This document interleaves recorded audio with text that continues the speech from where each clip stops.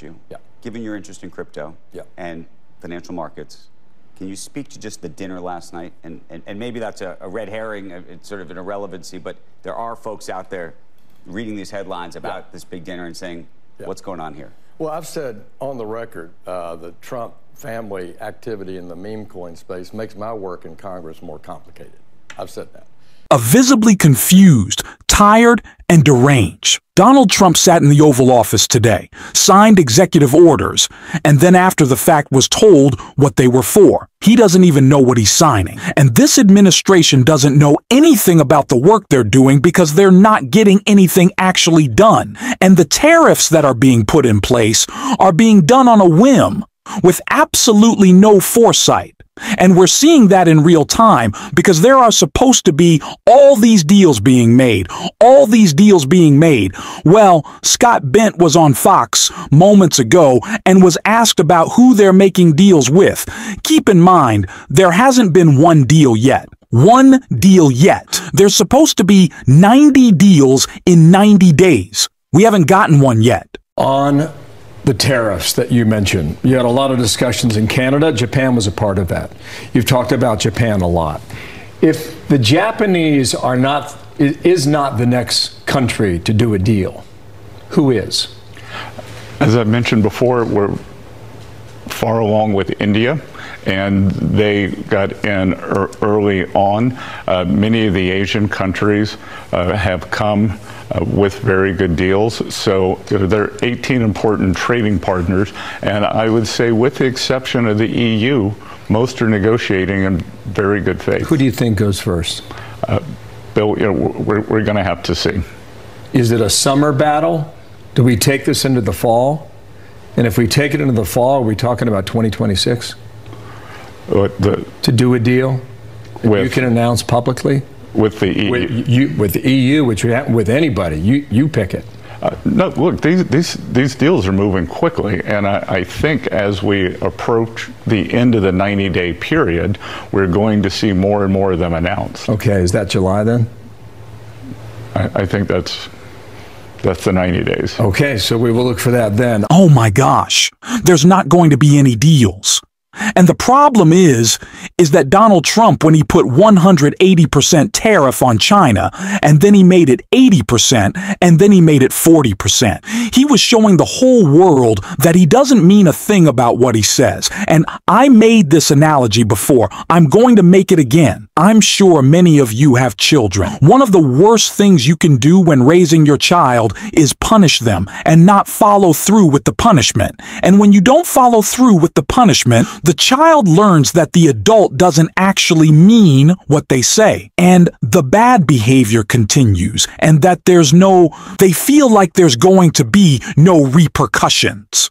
Now, I'm not saying that the countries have done anything wrong. They deserve a punishment. But I'm just saying that what Donald Trump is doing with saying he's going to do one thing and then doing another makes countries feel like it doesn't follow through on his word. If you don't follow through on your word, then the ramifications don't matter because they don't think they're going to get them, and they're not. They're right. Donald Trump doesn't mean any of that. Here was a Republican on CNBC trying to discount the meme coin dinner that Trump had yesterday. I cannot believe this is a thing. I'm not going to let this go. This is the guitar playing meme coin dinner. These are the things that I think are the most obvious of the Trump corruption. Issue.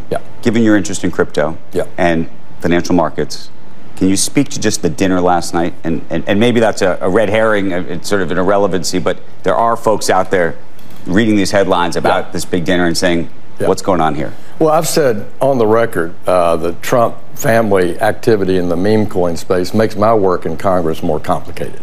I've said that. But here's the good news. I'm in New York today for the Solana Foundation conference about the future of Web3 and the future of how we're going to use blockchain to transform our economy in a number of ways. And what my goals are to have a dollar-backed stablecoin legislation this year and a market framework legislation passed this year that President Trump can sign into law, and that will bring innovation, coding, funding back to the United States and put us back in the lead, in my view, on this aspect of fintech. And I believe we can do it. And so I view the dinner last night as whatever. That's, to me, a distraction from the work I think we need to do for the major big picture macro policy. Well, if Bitcoin's not a risk asset anymore, I don't know how you explain what you're seeing there, because it was holding above 111,000 all morning long till this, and now it's down. That goes down at 107. Doesn't even answer the question, doesn't even answer the question. You, sir, make our ancestors weep. You are a coward. You are a coward, sir. You don't deserve the name representative. The only person you represent is Trump's ass. All right. Donald Trump was in the Oval Office today, and he did that. This is a repeating theme where Donald Trump is handed executive orders. He signs them, and he goes, "What is this for? What is this for?" Imagine if Joe Biden did this. The right would be rightfully concerned, and this is a concerning thing. The president, they could put anything in front of him and he would sign it. They could put anything in front of him and he would sign it. Let's see. This executive order is entitled Restoring Gold Standard Science. One of the issues that we've had in recent decades is that government policy has been made on the back of junk science, scientific studies and findings that have included conflicts of interest or scientific misconduct. The purpose of this executive order is to recenter policymaking around gold standard science, scientific efforts that have followed appropriate scientific methods that don't include those sorts of conflicts of interest, and to ensure that when departments and agencies are relying on scientific studies to promulgate rules, to promulgate regulations, that the science that they're relying on is highly reliable and available to the public. He did a very good job, didn't he? He did. How many people here could have done that? I don't know. I think a lot.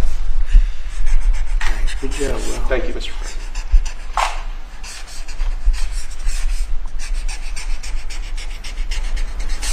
Is that it? That's all we have for you now.